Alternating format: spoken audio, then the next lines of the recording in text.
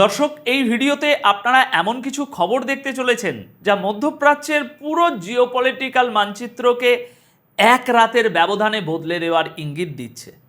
প্রথমত, আপনারা দেখবেন কিভাবে ইসরায়েলের সবচেয়ে বড় এবং সুরক্ষিত রামাত ডেভিড এয়ারবেসে ইরানের সরাসরি ব্যালিস্টিক মিসাইল হামলা পুরো পশ্চিমা ডিফেন্স সিস্টেমের কার্যকারিতা নিয়ে প্রশ্ন তুলে দিয়েছে। দ্বিতীয়ত, আমরা দেখব কেন আমেরিকার প্রেসিডেন্ট ডোনাল্ড ট্রাম্প তড়িঘড়ি করে বেঞ্জামিন নেতানিয়াহুকে পাল্টা হামলা করতে নিষেধ করছেন এবং এর পেছনের আসল মার্কিন ভীতিটা কোথায়।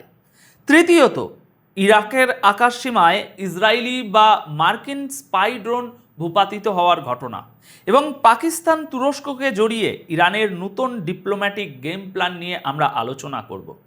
দর্শক, আজকের এই বিশ্লেষণটি অত্যন্ত গুরুত্বপূর্ণ হতে চলেছে, কারণ এখানে শুধু কে কাকে মারলো সেটা বড় কথা নয়, বরং কেন মারলো এবং এর ফলে আমেরিকার বৃহত্তর স্বার্থ কিভাবে ঝুঁকির মুখে পড়েছে সেটাই আমাদের মূল ফোকাসের জায়গা। দেখুন, আজ 8ই জুন 2026-এর সকাল শুরু হয়েছে সম্পূর্ণ নতুন একটা সমীকরণ নিয়ে। ইরান গতকাল 7ই জুন রাতে উত্তর ইসরায়েলের উপর তাদের যে নতুন মিসাইল হামলা চালিয়েছে তার ছবি এবং ভিডিও এরই মধ্যে প্রকাশ করে দিয়েছে। ইরানের আইআরজিসির প্রকাশিত ফুটেজে স্পষ্ট দেখা যাচ্ছে সলিড ফিউলে চালিত অত্যাধুনিক ব্যালিস্টিক মিসাইল লঞ্চ করা হচ্ছে, যেগুলোকে সামরিক পর্যবেক্ষকরা খাইবার শোকেন মিসাইল বলে ধারণা করছেন। রিপোর্ট অনুযায়ী ইরান 3টি আলাদা ওয়েবে প্রায় 10টি ব্যালিস্টিক মিসাইল ছুঁড়েছে রামাত ডেভিড এয়ারবেসের দিকে। এখানে একটা জিনিস বুঝতে হবে দর্শক, ইরান শুধু মিসাইল ছুটছে না, তারা এবার মিসাইলের গায়ে সরাসরি রাজনৈতিক এবং মিডিয়া মেসেজ লিখে দিয়েছে। ভিডিওতে দেখা যাচ্ছে মিসাইলের গায়ে লেখা, আমরা একটি অপরাধী চক্রের বিরুদ্ধে লড়ছি, দুর্নীতিগ্রস্তদের বিরুদ্ধে লড়ছি এবং আমরা আমাদের জনগণের নিরাপত্তার প্রশ্নে কোনো আপোষ করব না। দেখুন, জিওপলিটিক্যাল বিশ্লেষক হিসাবে আমি আপনাদের বলতে পারি এটা কোনো সাধারণ সামরিক আক্রমণ নয়, এটা হলো সাইকোলজিক্যাল যুদ্ধ। ইরান সারা বিশ্বকে এবং বিশেষ করে পশ্চিমা বিশ্বকে দেখাতে চাইছে যে তারা তাদের অপারেশনগুলো এখন আর লুকিয়ে নয়, বরং অত্যন্ত আত্মবিশ্বাসের সাথে প্রকাশ্যে পরিচালনা করছে। দর্শক, আসল ব্যাপারটা হলো এই হামলার পেছনের প্রেক্ষাপট বা টাইমিং। কেন হঠাৎ করে গতকাল 7ই জুন রাতে এই হামলা হলো? দেখুন, এর শেকড় লুকিয়ে আছে কয়েকদিন আগের একটা ঘটনায়। গত 1 জুন ইরান পরিষ্কারভাবে একটা রেড লাইন ড্র করে দিয়েছিল এবং ইসরায়েলকে সতর্ক করেছিল যে লেবাননের বৈরুতের অঞ্চলে যেন কোনো আক্রমণ করা না হয়। কিন্তু সেই সতর্কবার্তা উপেক্ষা করে গতকাল 7ই জুন ইসরায়েলের বৈরুতে হামলা চালায়। আর ঠিক তার পরপরই গতকাল গভীর রাতে, অর্থাৎ যখন ঘড়ির কাঁটায় 8 তারিখ শুরু হয়ে গেছে, তখন ইরান এই বিশাল প্রত্যাঘাত করে। আজ 8ই জুন রাত 2টোয় ইরানের প্রেস টিভি একটি ভিডিও প্রকাশ করে দাবি করে যে আইআরজিসি ইসরায়েলের সবচেয়ে বড় সামরিক বিমান ঘাঁটিকে নিশানা করেছে।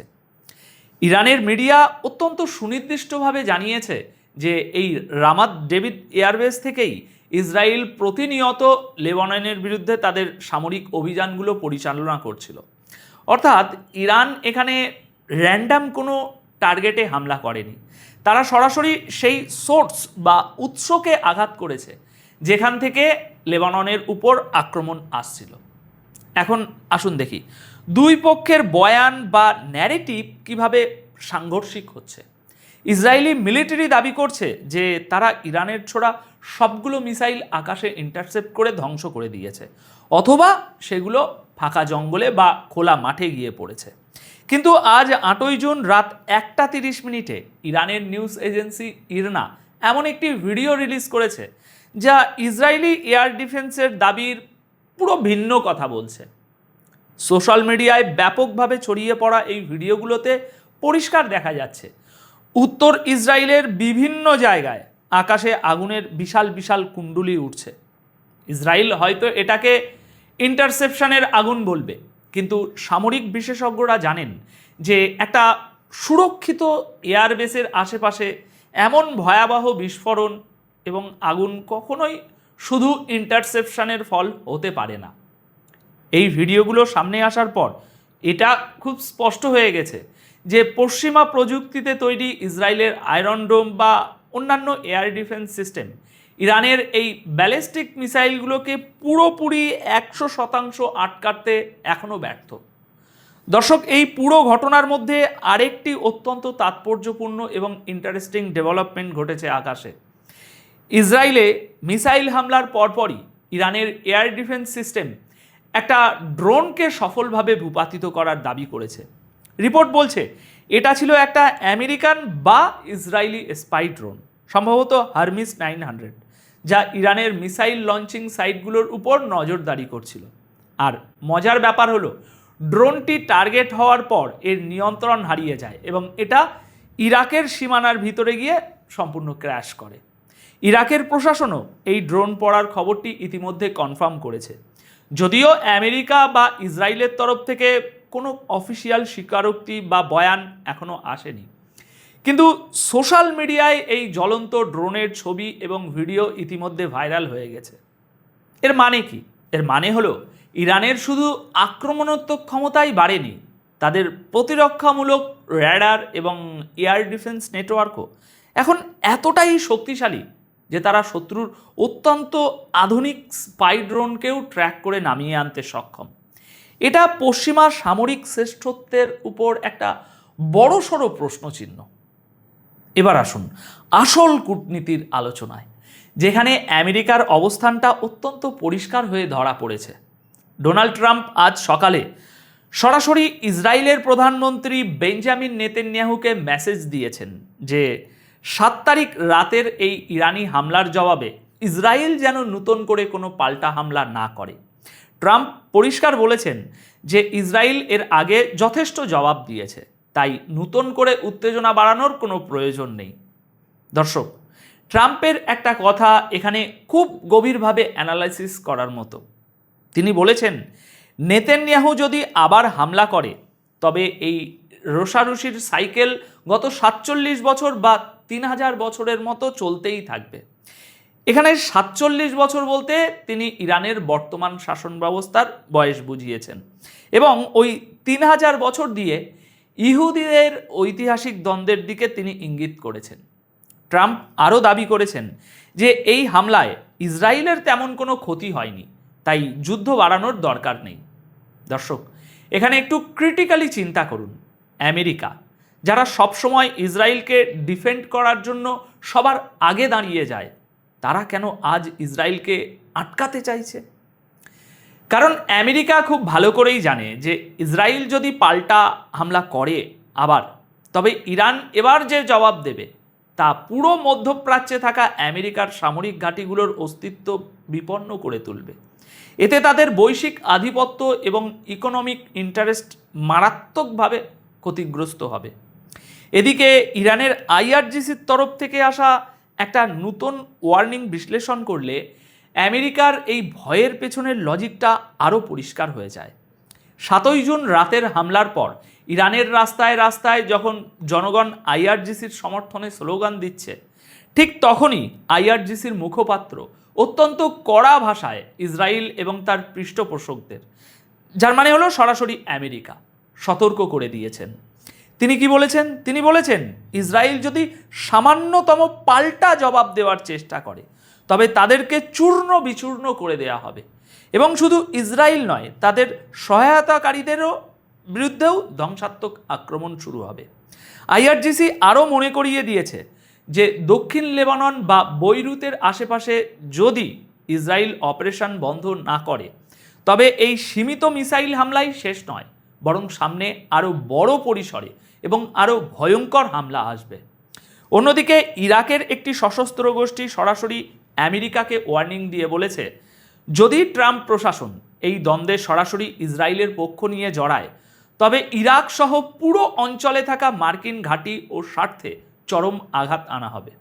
অর্থাৎ আমেরিকা এখন একটি কঠিন চেকমেট পজিশনে পড়ে গিয়েছে, যেখান থেকে বের হওয়ার একমাত্র উপায় হলো ইসরায়েলকে শান্ত রাখা।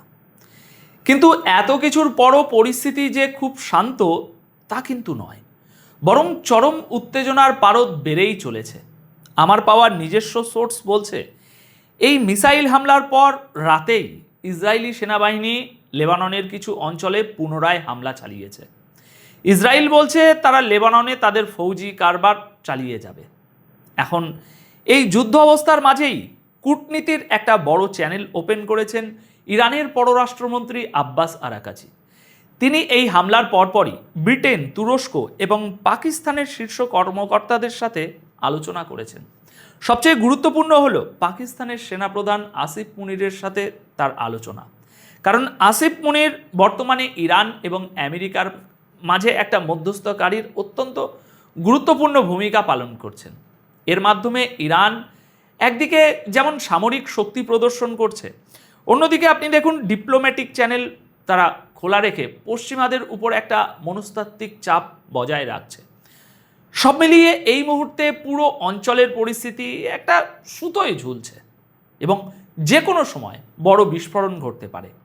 ইসরায়েল এরই মধ্যে গাজার কারেম শালম এবং রাফা ক্রসিং সহ সমস্ত ক্রসিং পরবর্তী নির্দেশ না দেওয়া পর্যন্ত সম্পূর্ণ বন্ধ ঘোষণা করেছে সিকিউরিটি ইস্যুতে। অন্যদিকে ইরাক সাময়িকভাবে তাদের আকাশসীমা বন্ধ করে দিয়েছে এবং বিমান চলাচল স্থগিত করেছে। সিরিয়াও তাদের দক্ষিণাঞ্চলীয় এয়ার করিডোর বন্ধ করে দামাস্কে আন্তর্জাতিক যে বিমানবন্দর সেটা 12 ঘন্টার জন্য তার অপারেশন থামিয়ে দিয়েছে। কারণ সবারই আশঙ্কা যে ইসরায়েল হয়তো যে কোনো মুহূর্তে বেপরোয়া হয়ে আকাশপথে বড় ধরনের কোনো হামলা চালাতে পারে। অর্থাৎ এই সংঘাত এখন আর শুধু ইরান, ইসরায়েল বা লেবাননের ভৌগোলিক সীমানায় আটকে নেই, পুরো রিজিয়ন এখন হাই অ্যালার্টে চলে গেছে। দর্শক, ভিডিওটি শেষ করার আগে আপনাদের একটা কথা মনে করিয়ে দিতে চাই।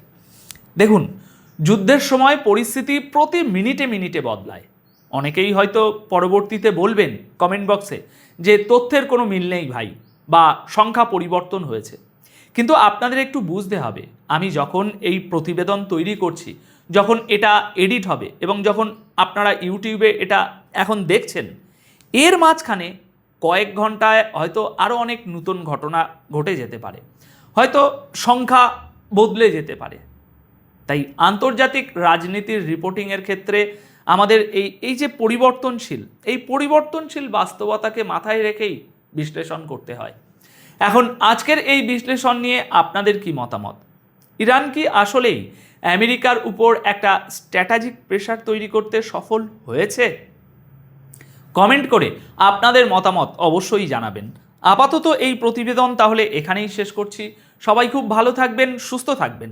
ধন্যবাদ আপনাদের সকলকে।